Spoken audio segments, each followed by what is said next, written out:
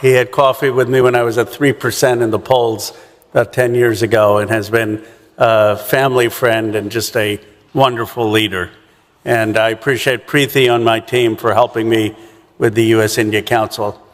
Now, you know, I'm not one to mince words. I sort of tell things as they are. The U.S.-India relationship has been at the lowest point in the last 30 years. Trump's policies of getting into a war in Iran has been utterly destructive.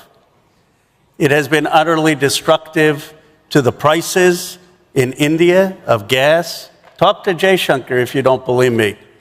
The idea that we engaged in a unilateral war without our allies, without even consulting Europe or Canada or India, and made a mess of the world, has hurt our credibility.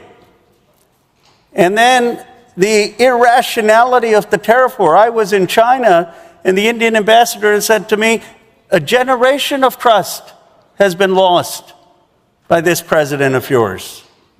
See, if we don't speak the truth about the damage that this president has done, not only at home but abroad, then we're just not living in reality.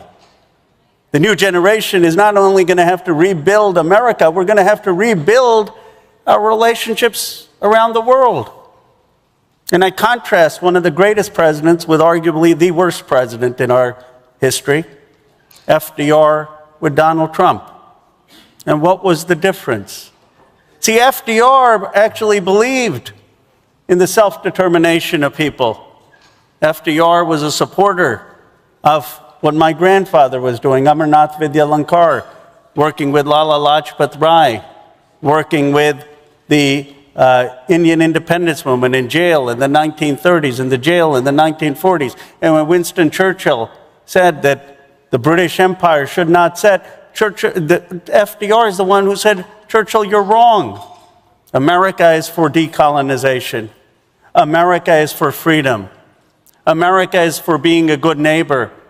America is for the principle of human rights and liberty, not just in the United States, but around the world.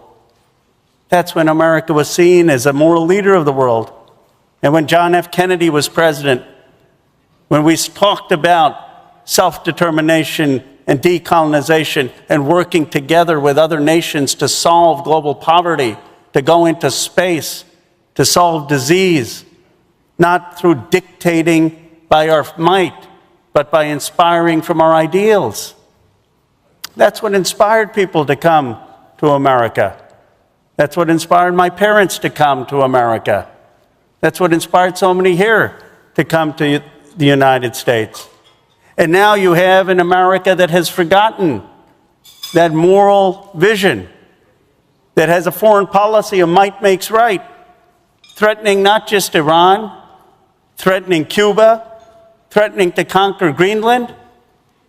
And we're here having dinner as if everything is normal. Of course it's not normal.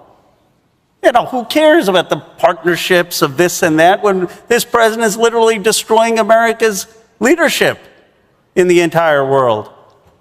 And the demagoguery about immigrants, the demagoguery of this president in talking about the lack of immigrants coming into the United States.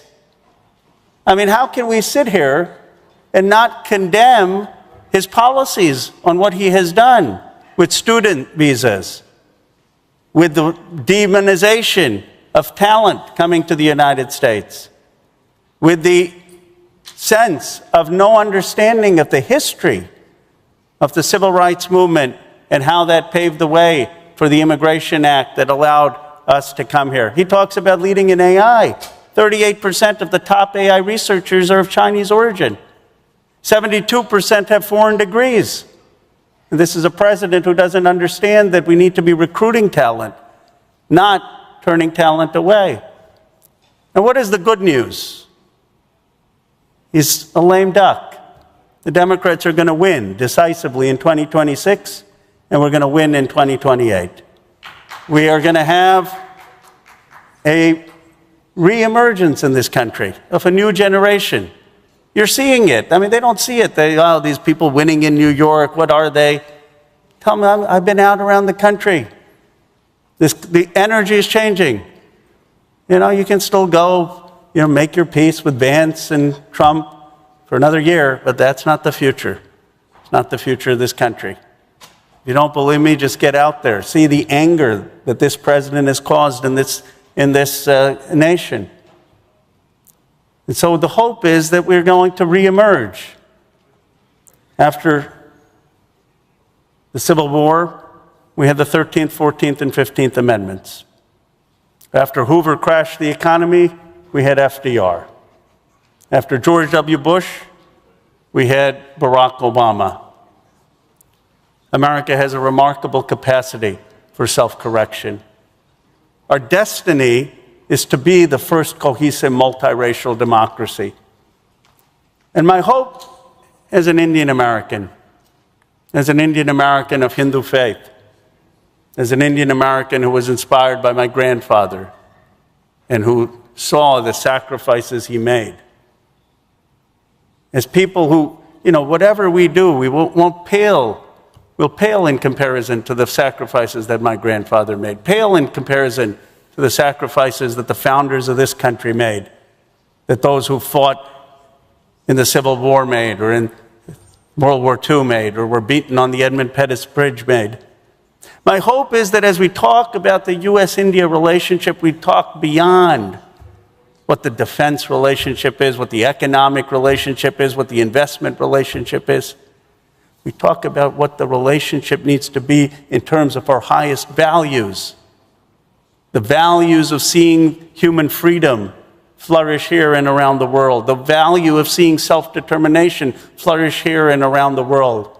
The values of seeking a world that is at peace, working to solve civilization's problems. At its best, that's what America is. And at its best, that's what Indian Americans should be. It's not about a blind alliance. It's about finding an alliance that will further the values of civilization and humanity.